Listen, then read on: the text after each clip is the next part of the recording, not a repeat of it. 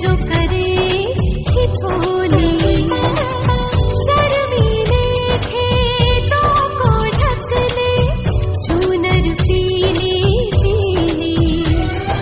घूंघट में रंग पनघट में रंग चम चम चमकीला, देश रंगीला रंगीला देश मेरा रंगीला, देश रंगीला रंगीला देश मेरा रंगीला।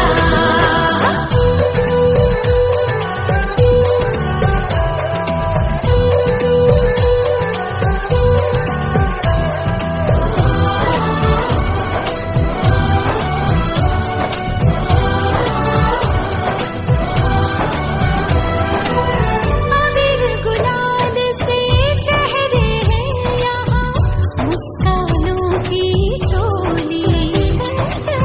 रंग हंसी में रंग खुशी में रिश्ते जैसे हो